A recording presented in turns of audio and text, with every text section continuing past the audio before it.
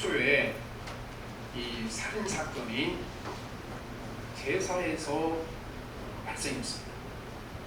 아담과 하와의 두 아들 가인과 아벨이 제사 문제 때문에 가인은 동생을 죽이는 죄를 짓게 됐습니다.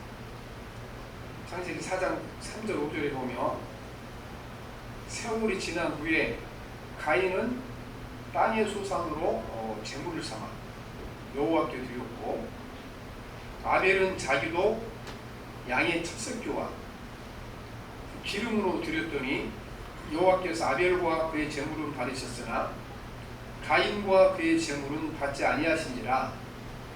가인이 몹시 분하여 안색이 변하니 그랬습니다. 그 제사를 이 가인이 잘못 드리고 난 다음에 하나님이 자기 제사를 거절하자 분노해서 동생을 죽이는 죄를 지었습니다.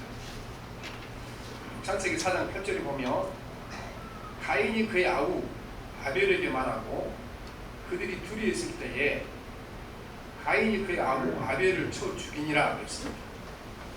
근데 우리가 이 말씀을 보면은 조금 이상하잖아요.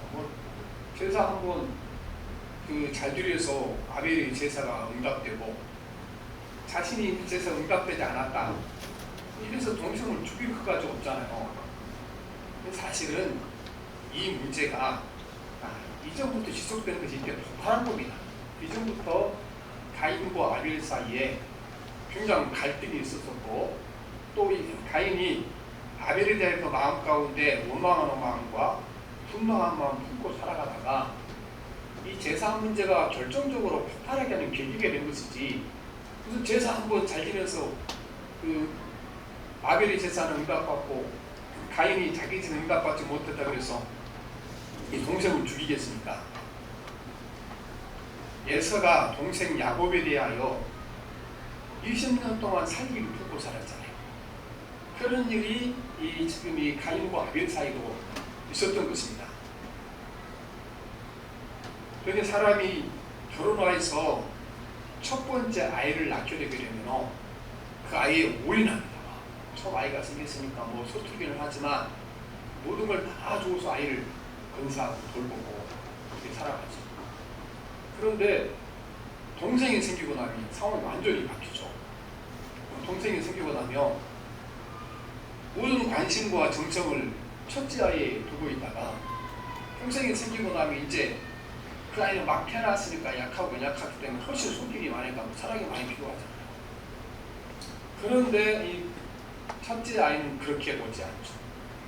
갑자기 자기 앞에서도 모든 관심이 동생에다가 쏟게 되니까 그 아이들이 어려서 알아요. 그래서 어려서 보면 그 동생이 태어나면 그 동생이 엄마 아버지 보면 꼬집는 날이 있어요. 사람이 다 그리러 가니까 그렇게 합니다. 그래서 어떤 분들은 뭐 아이들도 그렇지만 어떤 분들은 이제 집안에 큰 아들 하나도 똑같이 한다. 큰 아들 하나. 그래서 아이가 둘 생겨서 이제 둘 생기느라고 바쁘고 복잡하고 힘들잖아요. 눈꽃을 수 없잖아요. 그러느라고 남편에게 관심을 안 갖게 되게 되면 왜 나한테는 신경 안 써? 그런 사람이 있다는 겁니다. 그래서 셋째 아이가 이제 좀 유리하다. 그렇게 하죠. 그러니 이 가인이 자기 사람이 다 이렇게 동생이 가니까 아벨에게 대해 이전부터 사실은 그 마음이 원망하는 마음, 분노를 품고 있었는데 이게 그 제사 드릴 때 결정적으로 폭발하게 된 겁니다.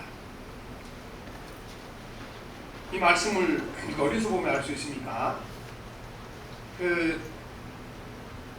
하나님께서 가인이 아벨을 죽인 다음에 가인에게 하신 말씀을 보게 되면 가인의 분노가 그 이전부터 쭉 있어 왔다는 걸 알 수가 있습니다. 창세기 4장 6절로 7절을 보면 여호와께서 가인에게 이르시되 내가 분하여함은 어찌 됨이며 안색이 변함은 어찌 됨이냐 내가 선을 행하면 어찌 낯을 들지 못하겠느냐 선을 행하지 아니하면 죄가 물에 엎드려 있느니라 죄가 너를 원하나 너는 죄를 다스릴지니라. 그렇게 해서 보면 이 말씀을 자세히 들여다보게 되면 이 가인의 분노가 그날 제사 때문에 일어나는 것이 아니고 쭉 동생에 대한 원함과 분노가 쭉 이렇게 자라오다가 이 제사 문제를 결정적으로 폭발해서 동생을 죽이게 된 것입니다. 오늘 그 형이 동생을 이렇게 못마땅하게 해서 죽인 일이요, 세상에 다반사로 일어납니다. 상당히 많이 일어납니다. 삼국지에도 보면은 그 조조의 아들 조비가 나중에 자기 아버지를 위해서 황제가 되잖아요. 그런데 그 조조에게요 아주 똑똑한 아들이 하나 있었어요. 조식이라. 똑똑하고 시도 잘 치고. 그래서 사람들이 다 저런 인재가 왕이 돼야 되는데 조비가 왕이 됐다 그렇게 얘기했죠. 그래 나중에 이 조비가 자기 동생 조식을 죽이게 됩니다. 그때 조식이 그 남겨진 시가 이런 시가 있어요. 거기 보면 그 가마솥에 삶아지는 콩깍지나 그 다음에 콩깍지를 입기 위해서 이제 밑에서 손 밑에서 물을 떼는 콩깍지나 같은 콩나물에서 나온 건데 나는 같은 콩나물에서는 콩깍지가 밑에서 불이 타서 가마솥 속에서 나는 죽어간다 이렇게 한 거예요. 똑같은 콩나물에서 나왔는데 자기 형이 자기를 죽인다는 걸 이제 이렇게 표현을 했죠. 이런 일이 이렇게 많이 일어나는 겁니다. 그러니까 우리가 가히 동생을 죽이는 것이 그렇게 제사 한 번 때문에 죽는 것은 아니라는 겁니다. 그리고 우리는 그러면 왜 하나님께서 가인의 제사를 안 받아주는가? 여러 가지 그 이유가 있죠. 신학자들 사이에 성경학적 설이 있습니다. 어떤 분들은 뭐 가인은 곡식을 드렸기 때문에 피 없는 제사를 드렸기 때문에 안 받아주셨다. 그런데 이제 조금 이따 말씀드릴 텐데 중요한 제사 중 하나가요. 그 보면 소제라는 제사, 곡식으로 드린 제사를 썼기 때문에 말이 안 되는 겁니다. 그래서 보면 우리는 신약 성경에서 예수님 말씀을 들여다보게 되면 가인의 제사를 하나님께서 받아주지 않는 이유가 어디 있는가?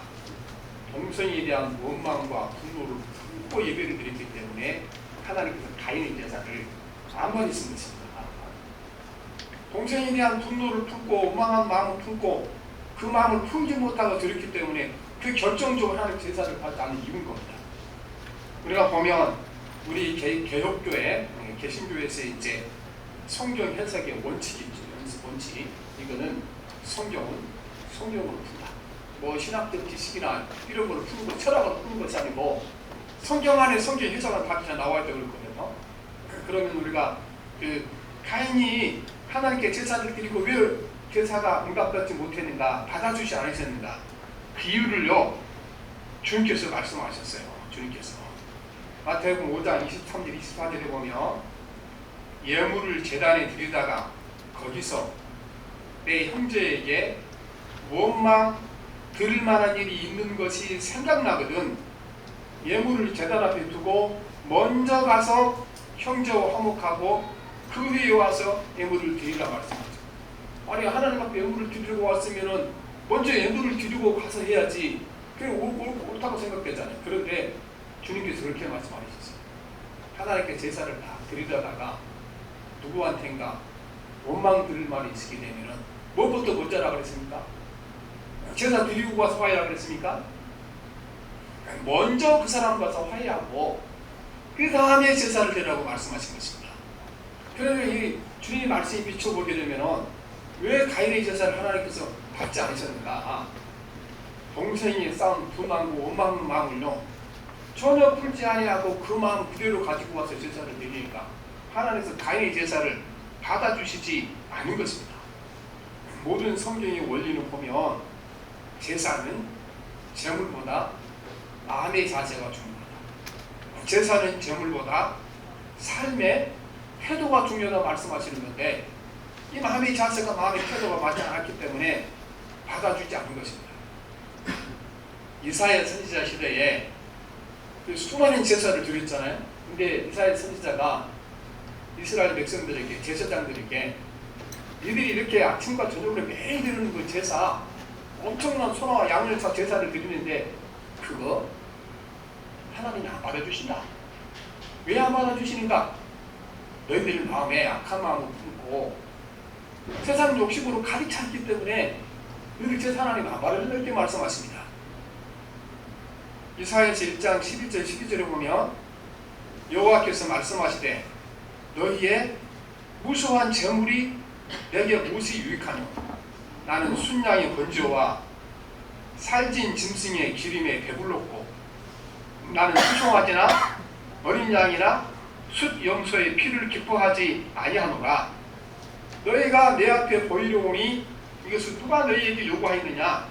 내 마당만 밟을 뿐이니라 말씀하죠. 그래서 역시 이 이사야 선지자 시대 이스라엘 백성들이 가인의 제사를 드리는 거죠. 원망한 마음, 모든 삶이 약한 태도 버리지 아니하고 제사만 막 부지런히 드렸는데 그거 하나님 앞에 역겨운 것이다 이렇게 말씀하십니다. 우리는 제사를 드릴 때 중요한 마음은, 예배를 드릴 때 중요한 마음은 하나님을 경외하는 마음입니다. 하나님 경외하는 마음. 그러면 하나님을 경외한다는 것을 어떻게 우리가 알 수가 있습니까? 너무 막연하잖아요. 하나님을 경외한다는 것은 그런데 막연한 것이 아닙니다. 성경에 보면 내가 하나님을 얼마만큼 경외하는지 분명히 우리가 그를 재볼 수 있는 기준이 있어요. 기준이. 어떤 기준을 주셨습니까? 요한일서 4장 20절에 보면 내가 하나님을 경외하는지 아니하는지 그 기준을 주셨는데 어떻게 말씀하십니까? 누구든지 하나님을 사랑하노라 하고 형제를 미워하며 이는 거짓말하는 자니 보는 바가 그 형제를 사랑하지 아니하는 자는 보지 못하는 바 하나님을 사랑할 수 없느니라.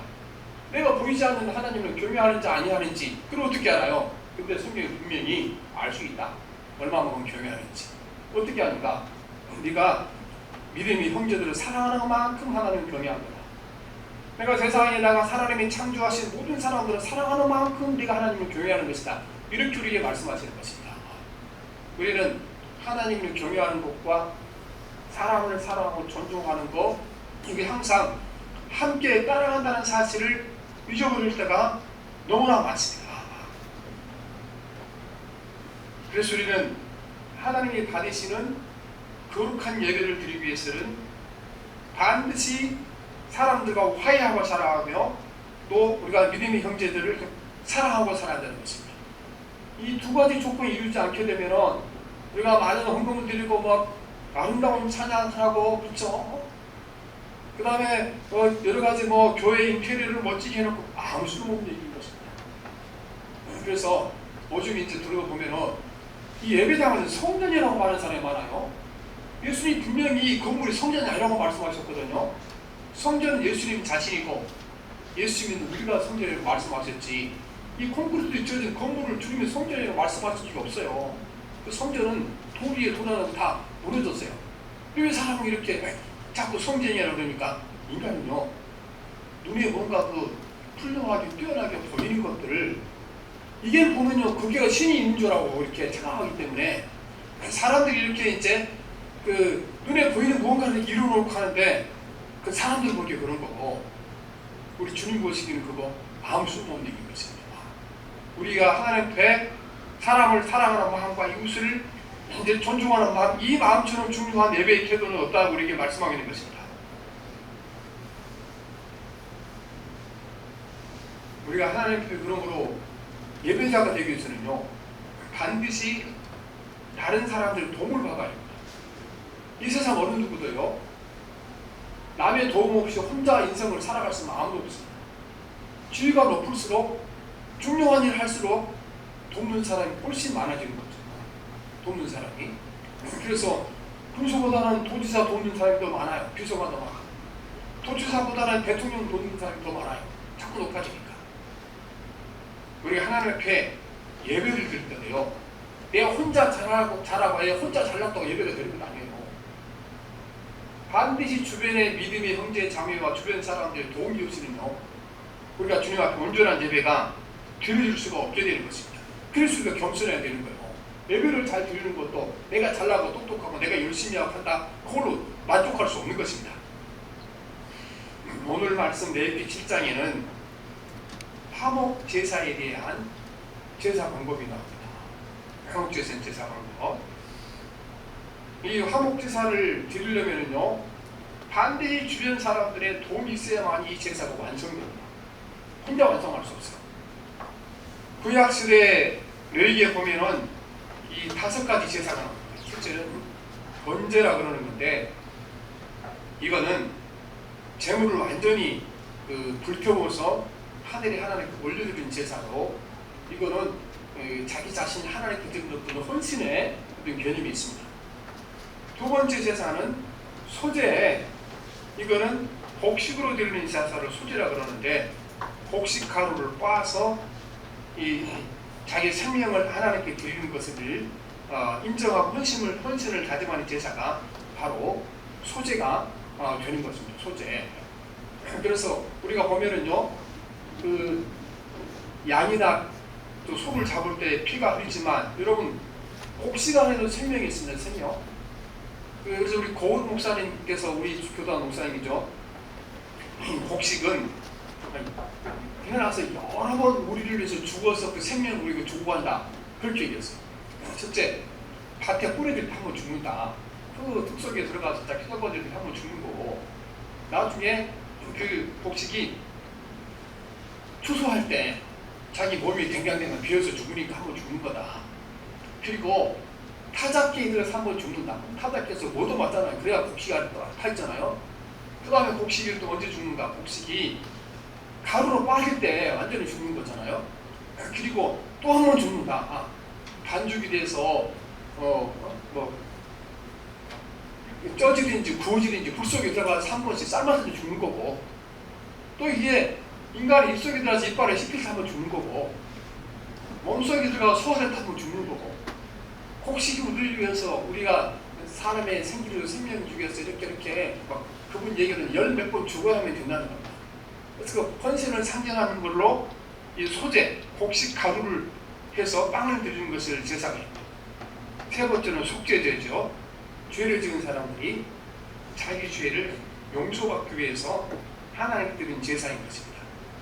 그 다음에 속건제인데, 속건제는요, 속죄제와 관련이 있어요. 죄를 지은 사람이 이 죄에 대하여 보상하는 제사를 속건제라고 보상합니다.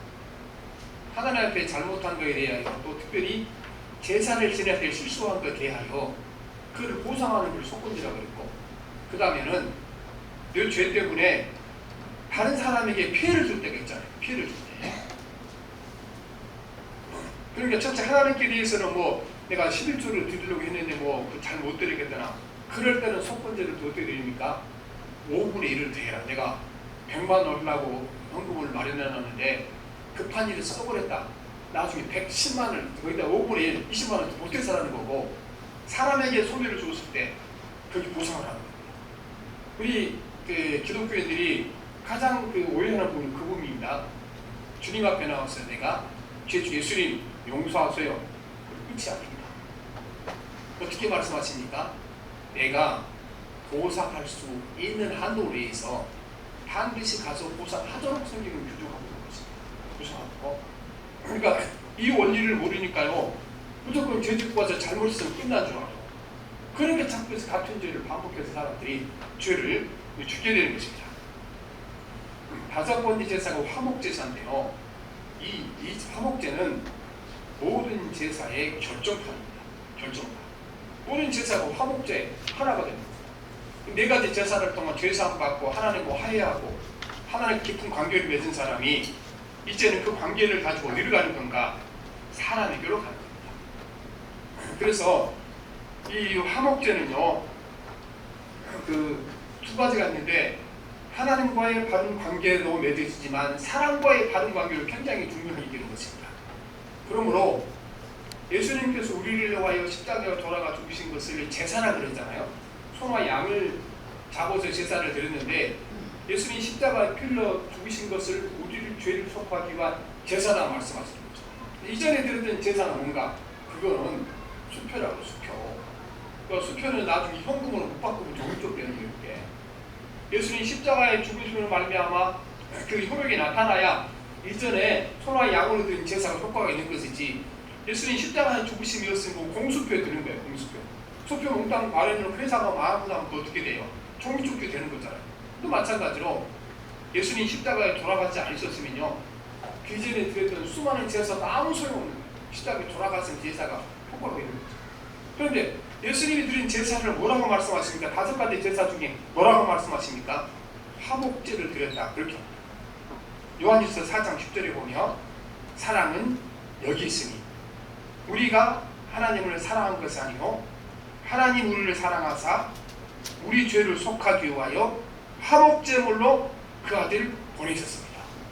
여기 속건제도 아니고 속죄제도 아니고 뭐라 그러니까 화목제물로 드렸다.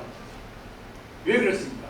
화목제물은 하나님께 드리는 제사면서 또한 사람과의 관계를 중요한 제사이기 때문에 예수님이 십자가에 죽으시고 화목제를 말씀하시는 것입니다. 우리는요 하나님께 죄사함 받은 사람들은 한 가지 사명이 생기는 어떤 사명입니까? 하나님께 제사 드리고 하나님과 화해하고 하나님과 깊은 관계가 열리고 교제가 있는 사람들은요 반드시 사람들한테 가서 화평을 추구하고 화해를 하고 또 사람들과 관계 가운데 깊이 깊어지도록 관계를 개설하는 것이 사람이 해야 되는 것입니다. 그러니까 너무 신앙생활을 할 때 또 예배 드릴 때 하나님께는 집중하는데 하나님께서 결코 그것만 원하지 않습니다. 나와 친하면 사람과도 친하라고 말씀하십니다. 그러므로 우리가 화목제를 보면 다른 제사와 다른 2가지 특징이 있습니다. 첫째, 화목제는요 2 종류의 떡을 사용합니다. 무교병과 유교병을 사용합니다. 원래 하나님께 드린 제사는요 무교병을 사용합니다. 잘 무교병 그러면 어렵죠. 그러니까 우리 지금 성경을요 우리가 새로운 세대에 선교를 하는 성경을 빨리 이거 번역을 해야 돼요. 근데 세번역성이나 공동운영 성경을 우리가 그 목적으로 번역한 거잖아요. 근데 많은 분들이 어떻게 했냐 그러면 아니 옛날 성경에 이걸 새롭게 번역하면 그 질이 나빠지고 하나님 말씀 가치가 떨어진다고 착각을 해갖고 하는 건데 아니 성경 말씀을 알아들어야 되는 거지. 무교병 그 누구 하라고 뭐죠? 그렇죠? 무교병 그러면 잘못하게 되면 이렇게 이제 어떻게 종교가 없는 사람 병이라고 그러셨잖아요. 무교병 그러니까. 무교병 그거 아닌 거죠. 요새 사람들 안 써요. 그러니까 그래서 우리가 성경을 할 수 있으면 새로운 성경은 공동번역 성경 읽어야 돼요. 이게 이스트를 넣지 않는 빵을 무교병이라고 그러는 거예요. 빵을 부풀리는 거를 이스트를 넣지 않는 그런 건데 옛날에 빵을 부풀리는 그건 한 가지밖에 없죠. 누룩밖에 없어요. 그때는 따로 안 나오니까. 그래서 누룩을 넣지 않는 떡을 무교병 그러니까 이게 우리처럼 옛날 개떡 같은 거 있고 딱딱해서 굉장히 먹기 힘들고 그런 거죠. 그래서 이 떡을 하나님께 제사 드리면 사용하고 그 제사 다음에 이제 하나님께서 떡을 잡수지 않으니까 제사장들이 먹으라고 주었죠. 그래서 다른 제사는 절대로 이 무교병만 써야 됩니다. 그런데 화목제는요 유교병을 쓰는 겁니다. 유교병은 무엇이겠습니까? 이거는 이스트를 넣는 빵이죠. 빵을 부풀릴 수 있는 어떤 약재를 넣는 빵이에요. 그래서 이 빵이 부드럽고 이렇게 먹기 편하죠. 저는 우리가 가난하실 때 이제 시골에서 빵을 찌면 밀가루에다가 모자라니 거기다 밀주를 섞어 놓으니까 정말 개떼기 좋죠. 딱딱하고 가끔 그때 먹다가 이제 보면 명절 때 이스트 넣어서 밀가루면 큰 밀가루에서 빵을 찌면 그게 얼마나 부드러운지 상상은 초월하죠. 개떡을 안 먹으면 나는 상상은 초월하죠. 그래서 유교병을 그때는 만들어라는 겁니다. 그 말씀이 이제 12절 13절 봅시다. 시작. 12절 13절. 만일 그것을 감사함으로 드리려면 기름 섞은 무교병과 기름 바른 무교조병과 고운 가루에 기름 섞어 구운 과자를 그 감사제물과 함께 드리고 또 유교병을 화목제의 감사제물과 함께 그 예물로 드리되 2가지를 드린 거죠. 이스트를 넣지 않은 딱딱빵과 이스트를 넣는 부드러운 빵을 넣는 건데 이거는 화목제를 먹으면 가능한 화목제물만. 왜 그런가? 이건 하나님께서 사람을 배려하는 제사입니다. 사람을 배려하는 제사. 오늘 말씀에 보면 이 하나님께 제사를 드리는 빵들을 누가 되게들어 먹었습니까? 이 빵을 저기 제사장들이 먹었거든요. 제사장들이. 그래서 우리 14절 봅시다. 시작. 그 전제 예물 중에서 하나씩 화목제의 피를 뿌린 제사장들에게 돌아갈지니라. 그렇죠. 그래서 보면 이 빵을 유교병을 왜 만들어야 되는가? 그거는 사람인 제사장이 먹도록 주는 겁니다. 되게 이 옛날에는 제사장들이 그 소득이 제사 드리고 나면 남은 그 고기나 빵이 됐거든요. 그럼 하나님께서 아니 제사장 가족이라 그래서 맨날 그 게딱 먹고 사면 되겠냐? 그래서 부드러운 빵을 이렇게 배회해서 어떻게 해요? 화목제 드릴 때만큼 거기에 유교병을 사용해요. 철저하게 하나님께서 누구를 배려하는 겁니까? 철저하게 사람을 배려하는 겁니다. 사람.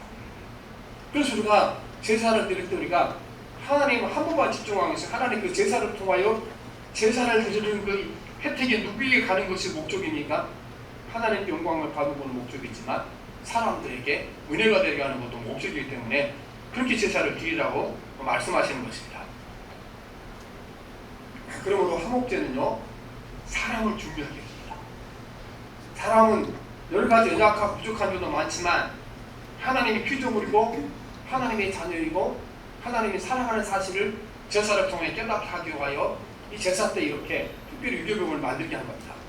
둘째는요, 이 화목제 드린 제물은 이거는 제사를 드리는 그날 모두 소비해야 됩니다.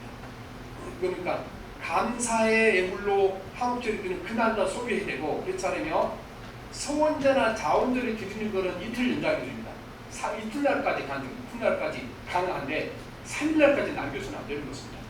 그래서 화목제사를 드린 사람들은요 한 가지 큰 숙제가 하나 생기게 되는 거예요. 그날 내 양과 소를 잡으면요 그거 먹어줄 사람들이 필요한 겁니다. 먹어줄 사람이. 왜 이게 중요한가?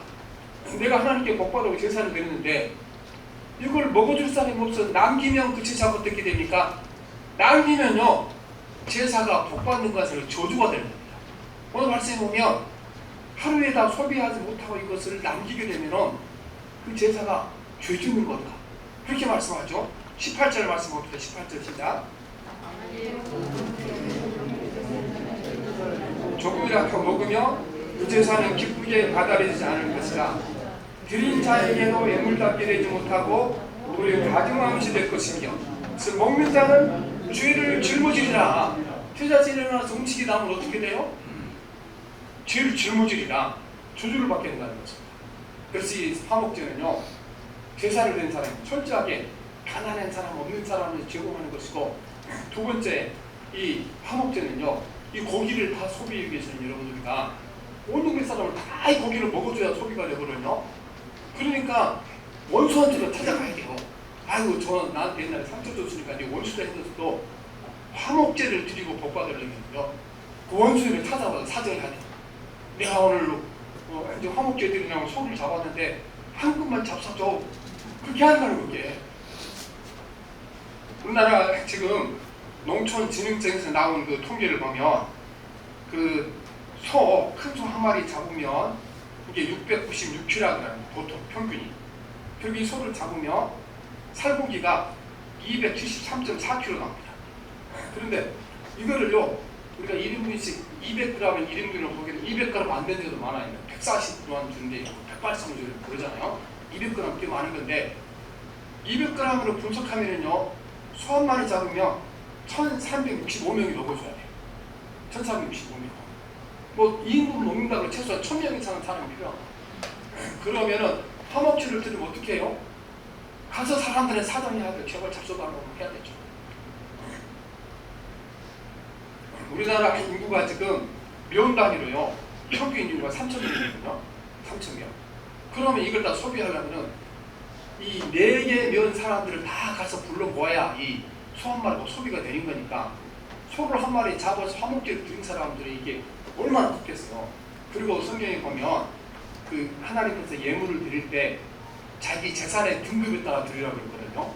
제일 가난한 사람들은 비둘기를 드리고 좀 더 부자인 사람들은 양 3개나 양을 드리고 그 다음에 더 부자인 사람은 송아지를 드리고 진짜 부자인 사람들은 큰 소를 드려야 되는데 부자일수록 어떻게 숙제가 커지는 거죠.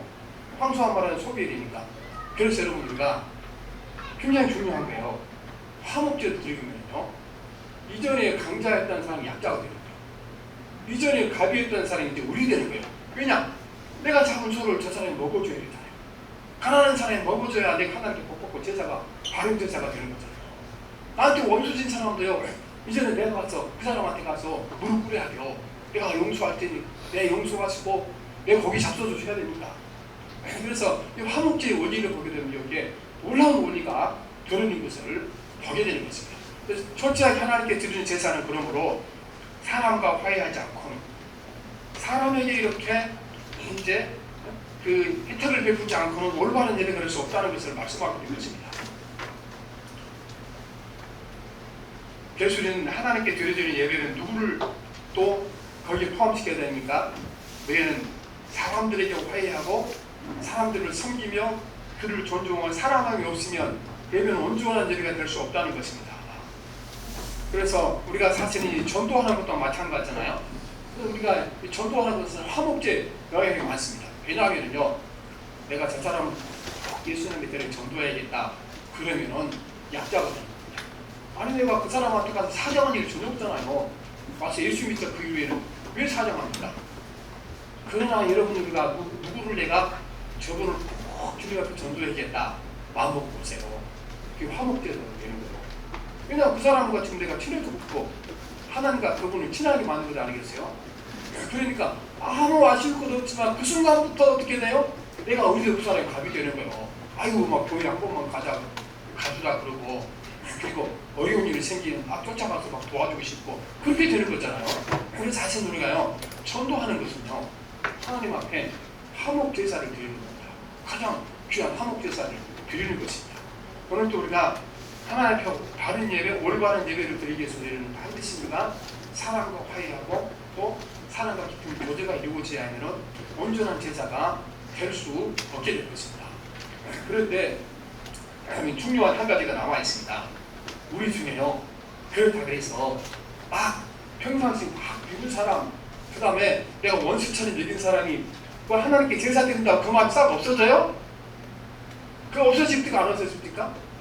안 없어지지. 그럼 어떻게 우리 같은 제사는 다 무효가 되는 거네요? 하나님이 인간을 아세요. 그런 줄 아셔. 내가 누군가 용서하고 싶어도 그게 안 없어집니다. 그래서 하나님께서 차선의 방법을 가르쳐 주신 거예요. 차선의 방법. 그게 뭔지 압니까? 애통하는 방법입니다. 하나님, 주님 말씀대로 내가 저 사람을 사랑해야 되는데 사랑하는 마음이 없습니다. 내가 저 사람 용서하고 또 찾아가서 내가 막 잘해줘야 되는데 내가 인간이 원래 못된 거 그런 잘 안 됩니다. 그래서 여러분, 우리가 내가 생각한 것처럼 미움도 없어지지 않고 마음의 분노도 사라지지 않고 또 그렇게 하지만 우리가 그것 때문에 애통하는 마음을 하나님께서 사랑하는 마음으로 받아주신 거예요.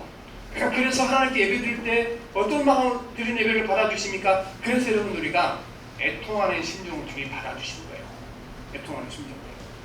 그러니까 이제 예수님처럼 모든 사람 다 사랑하고 그런 마음이 생겼으면 얼마나 좋겠어요. 근데 그게 안 되는 줄 하나님 아셔. 아시니까 어떻게 하셨습니까? 늘 우리가 애통하고 살아가는 겁니다. 하나님, 주님이 말씀하는 것처럼 사랑해야 되는데 이 못된 인간한테는 안 되니 어찌하면 좋겠습니까? 애통하는 마음을 드릴 때 주께서요, 우리가 못되고 부족한 것이 많지만 우리 예배를 받아주시고 복 주시고 또 때가 되면 우리 마음도 예수님 마음처럼 바꿔지는 놀라운 역사가 일어나기를 주님 믿습니다. 네, 기도합니다. 살아계신 하나님 아버지, 주님께서 이 땅 우리에게 화목 제사를 가르쳐 주셔서 하나님께 예배드리는 자는 사람과도 화목하여야 한다는 사실을 깨닫게 도와주시니 감사합니다. 오늘도 우리가 주님의 교회를 섬길 때 하나님 아버지, 사람을 무시하고 사람의 상처 주고 하면서 하나님을 섬기는 것이 올바로 하나님을 섬기는 방법이 아니라는 사실을 깨닫게 도와주시니 감사합니다. 하나님, 우리가 아무리 이렇게 아름다운 것으로 또 세상의 귀한 예배드려도 우리 마음의 상태가 사람을 사랑할 줄 모르며 용서할 줄 모르며 원망하는 마음 품고 드리는 제사는 가인의 제사라는 사실을 깨닫게 도와주셔서 이제 오늘부터 우리가 모든 제사가 주님이 받으심직하게 사랑과 화해하고 사랑과 친교하며 또한 예수님의 사랑으로 우리가 모든 사람들에게 정말 우리가 갑의 자리를 내려놓고 의의 자리에 서서 사람을 섬기는 진정한 주의 종들이 되게 해 주옵소서. 예수님 이름으로 기도합니다. 아멘. 우리